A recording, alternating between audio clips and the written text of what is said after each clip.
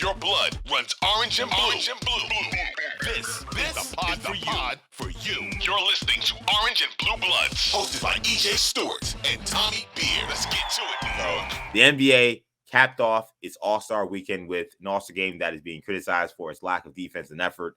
Team Giannis and Team LeBron squared up in Salt Lake City in Utah. Team Giannis won 184-175 in this game. That score already kind of telling you what kind of defense was being played.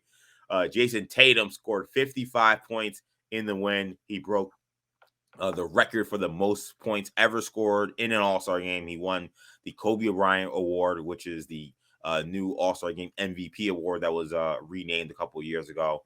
Knicks representative, Julius Randle, he represented the Knicks in this one. He did play in this game. He scored 11 points for Team LeBron. And look, there were some different things that went into some of this All-Star game this season, particularly the All-Star game draft, which we've had for the last 4 or 5 seasons. It happened this time right before tip-off.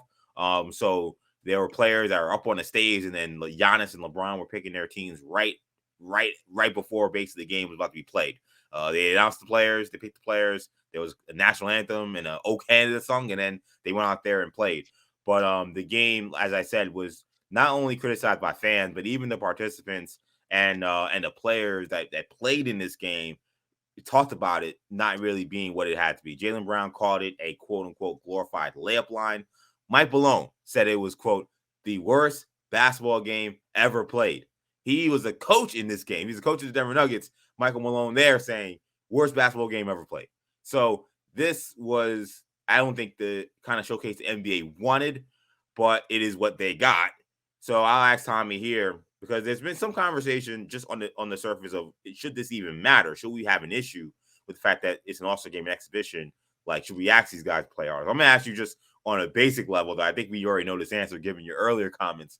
Do you have a problem with the lack of defense that was played at the All-Star game on Sunday? Yeah, definitely. And just, you mentioned the national anthem, and then then they played the game. But as our guy JJ, the producer, mentioned in our chat, there was a Post Malone concert before the game. That did happen too, yeah. And another 10 minutes of commercials. And it's one of my pet peeves in the NBA. I think we probably mentioned it on the pod at some point over the past couple of months. But the NBA's refusal to, fans don't know when the game is going to start. If it's on TNT, it'll probably start 15 minutes late. If it's an ESPN game, it'll actually start on time. If it's a non-nationally televised game, it'll start around 12 minutes after the scheduled start time. But that's if it's at MSG. If it's in Atlanta, then it's 9 minutes. Like, it shouldn't be that difficult to have if the scheduled tip time is 7:30, start at 7:30. If you're going to start at 7:37, have the tip. The MLB first pitch does that sometimes. NFL game start at 1:00. When the game is going to start. The World Cup, the biggest sporting event in the world, if it's going to start at 2:30 p.m. Mountain Time, that's when the game is going to start. So it's just it is a major pet peeve of mine that the NBA still hasn't figured this out.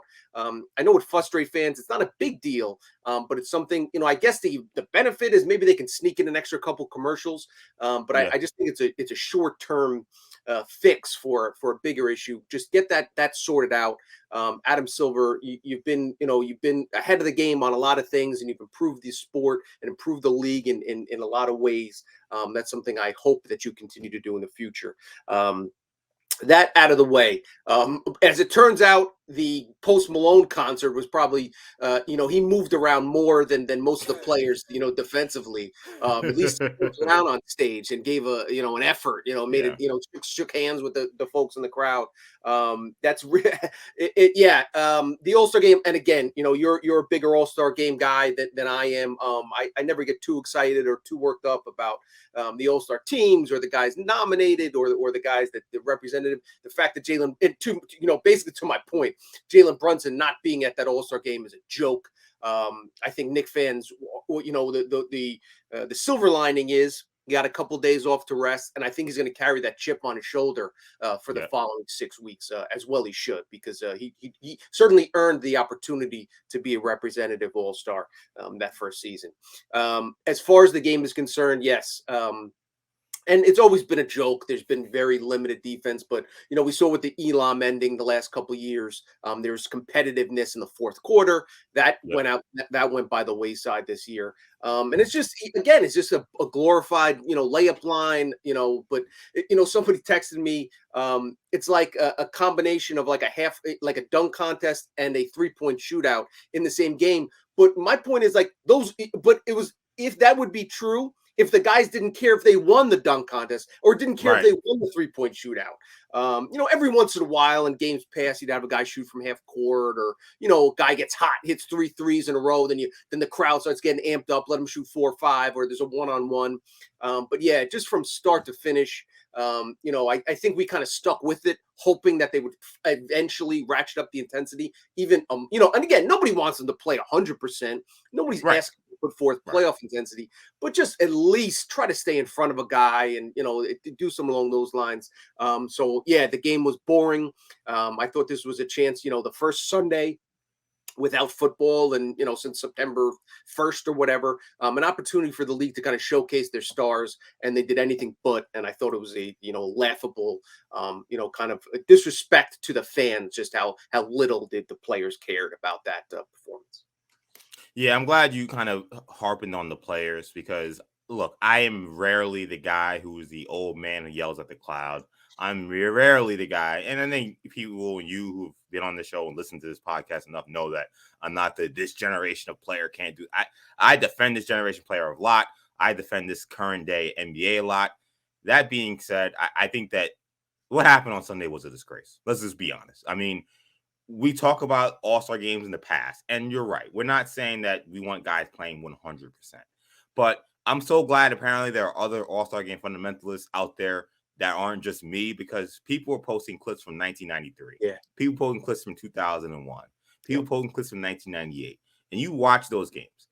There were fouls that I saw in the 1993, the last time the game was in Utah.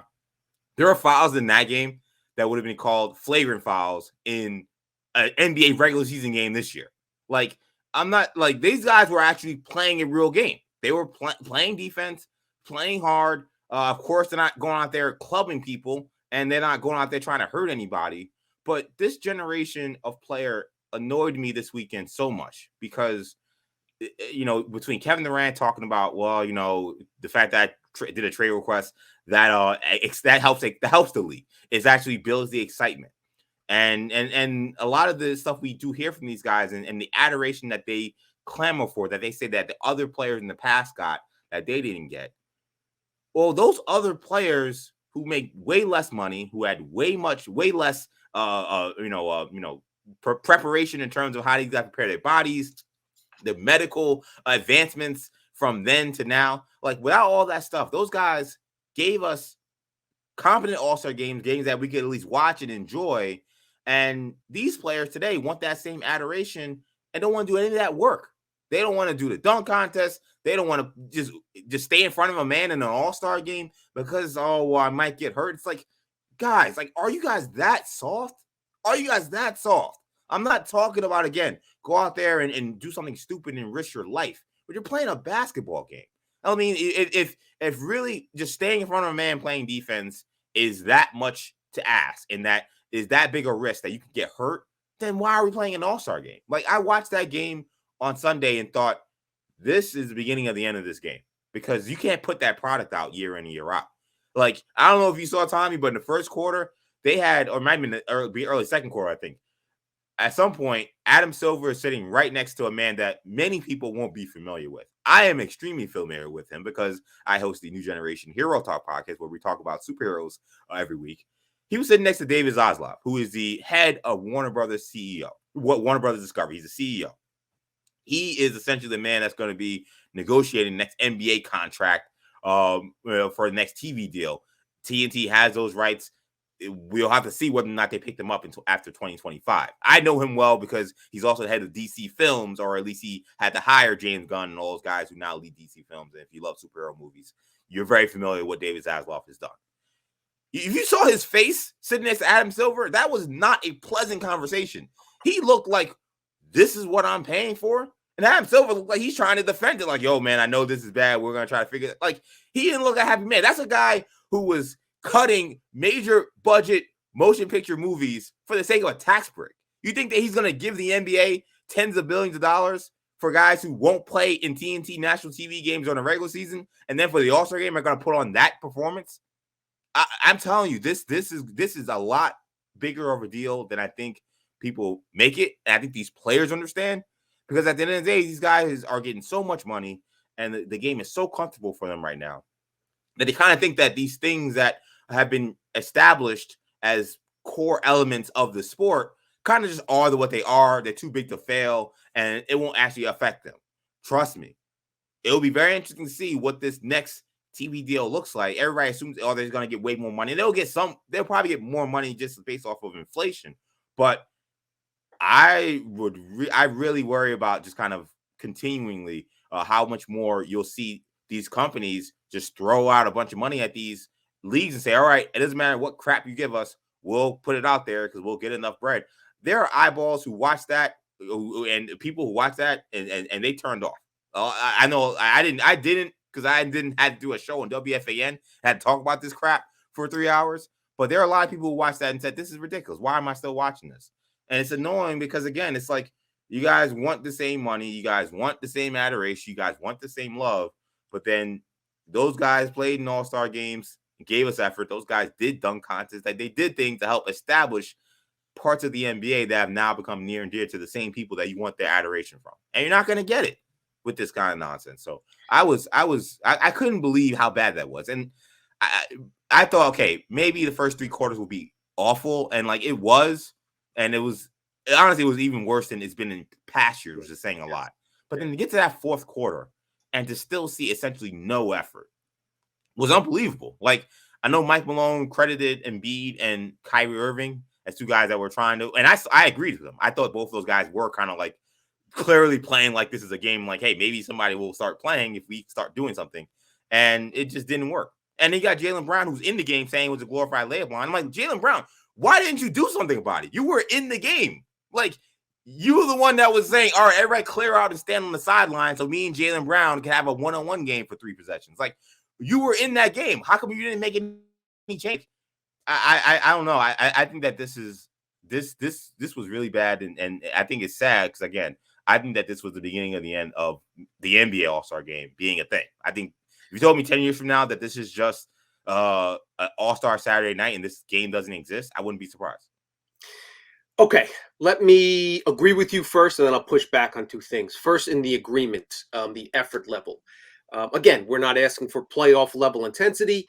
If you can practice, I'll tell you one thing: if Julius Randle or any of the Knicks practice with the same level of effort that they did, that the players in that game played Sunday night, they wouldn't play in the next, like they just wouldn't happen. Any good coach worth his salt is not going to let guys step on their court and attempt to get better and practice, get ready for an opponent, even if it's just the basic, run through stuff. Even at a light jog, it's still more intensity. The pickup games that these guys play in the summer at any of the big gyms in Manhattan, out in LA, there's far more intensity. Again, guys aren't D'ing up and slapping the floor and playing crazy defense, but they're trying to stop the other guy from scoring, and then maybe work on a few moves and in and outs, be a little more creative, a little bit more flashy than they might be in a regular season game. So that's the type of thing, and that's what we had seen in years past, 5 years ago, 10 years ago, 20 years ago. These guys competed. Let me push back against 2 things in terms of the All-Star game and how boring the All-Star game was impacting future national TV rights sales. The NFL Pro Bowl, the NFL All-Star game, Pro Bowl game has been so bad for so long that they essentially did do away with it. I don't even know what they had. Flag football. It's a flag football game this year, yeah. And nobody's ever watched it. Nobody, and the NFL is still, throughout that time, up until today, what the 19 most watched live broadcasts, the top 100, like 97 of them are NFL games. So I guess, I'm sure Silver would mention that. And I'm sure he's probably telling Zaslav, listen, look at our social media engagement levels and TikTok and Twitter, and the NBA has more than that. And live broadcasts in the streaming world continue to maintain value. So I'm not sure how much it'll impact the negotiations, but it's, I'll just mention that. And the other thing I would push back against from a player's perspective, and a couple other people have brought this up, and this is what I was thinking on Sunday night. And I don't disagree with you that the game might go away. I was thinking put Jose Alvarado in the game or put some G leaguers in there that Right. because it would be more a competitive game is better than a non good players playing competitively is better than Yeah. great players not competing. When I was waiting to play 3-on-3 at LA Fitness yesterday, I'd rather watch those guys play than what we saw Sunday night. But as far as the players, in defense of the players, and like you, I'm not this generation. I wish it was, Right. they played hard and they, because the people that say that today's players don't play defense or that they don't compete and all those other things, I think it's a trash take. It's a lazy take. Yeah. And others have made that point, and we've talked about it in the past. But I think the way I would defend the players too is so much of social media content in general is we've become such a rings culture to the point. I think a lot of it has to do with the defense of those folks that say, Michael Jordan being 6-0 in the finals against LeBron, just getting to the finals. Somehow we've equated that with the only thing that matters is postseason success, and not even postseason success. You have to win the finals. Just getting there is not enough because people knock LeBron for getting to 10 finals, which is ludicrous to me. The implication being he would be looked more favorably if he had lost in the first round as opposed to get the NBA Finals. And so in other words, taking the 2007 Cavs with Zydrunas Ilgauskas and Drew Gooden all the way to the finals and then getting dominated by the Spurs is a knock on LeBron's legacy as opposed to a notch in his belt. But for whatever reason, we've arrived at the point where the only thing that matters is how well you play over a 7-game final series or for a 6-week stretch between the Eastern Conference Finals and the NBA Finals. We've devalued the regular season to such a point that why are we surprised that players aren't motivated to play 82 games when they're told over and over and over and over and over again that it doesn't matter? If the regular season doesn't matter, we know the All-Star game doesn't matter. So I think it can be argued from a player perspective. If you gave them True Serum, subconsciously it leaks into how they prepare for each game each day.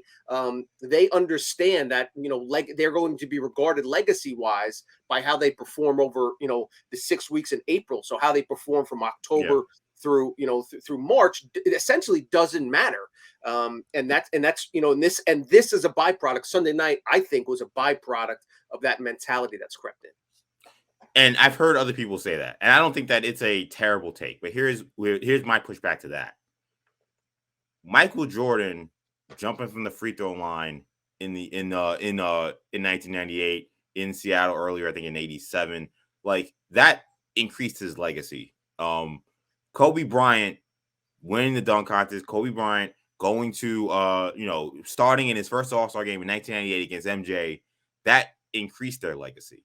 Hell, Charles Barkley has the cushy position he's got. He's got no rings. He's sitting right there, and he's got no rings. He did not have this idea that he can sit on and say, "Well, I have 3 or 4 championships," and he's one of the, if not the most highest paid sports commentator in all of America. Like, there's too many examples, and those guys obviously all played in All-Star games and had their moments in these games.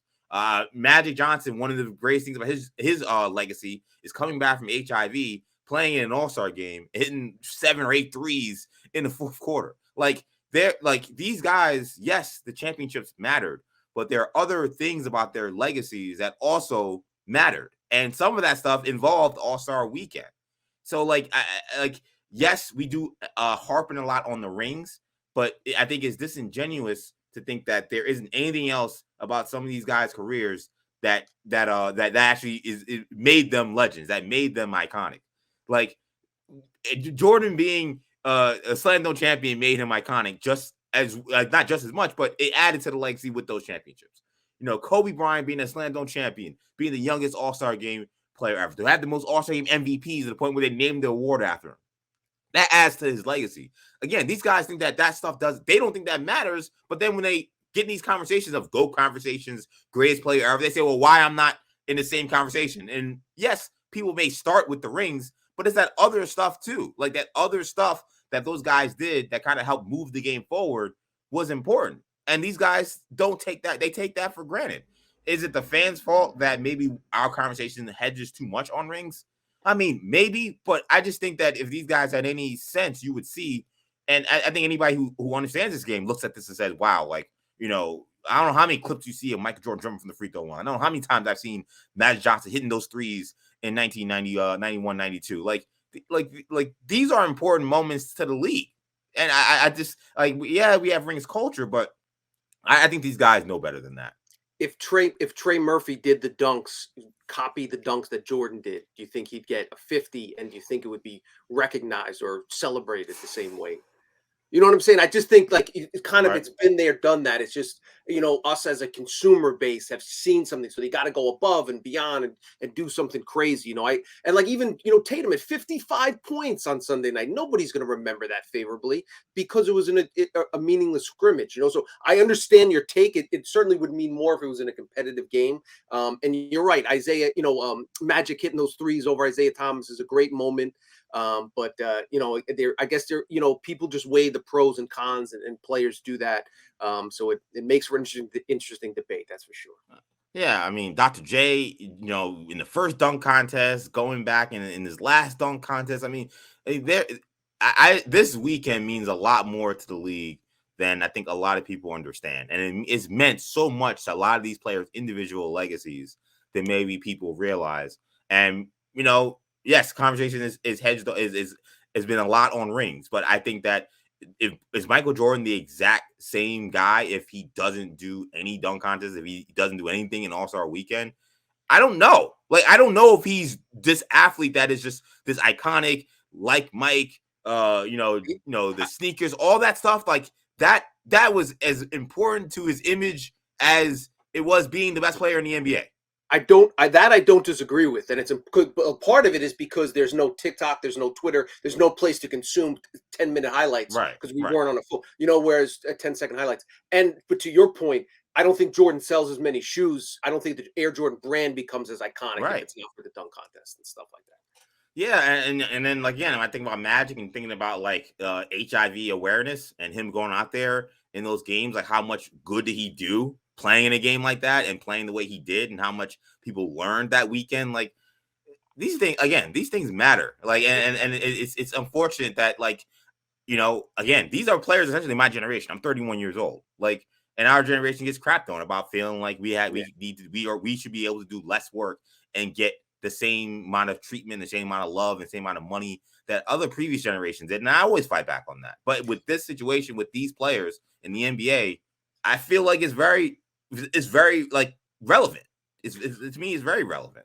One last point before we move on to Saturday night, just Sunday night, and the weekend as a whole, the NBA deserves to be knocked for was having Karl Malone in the building, and basically celebrating his presence. That is a disgusting job by the NBA. Should be ashamed of the way they handled that.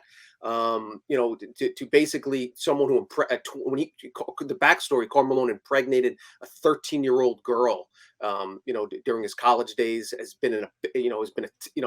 basically detached himself from his children. He's been a deadbeat dad for most of his life.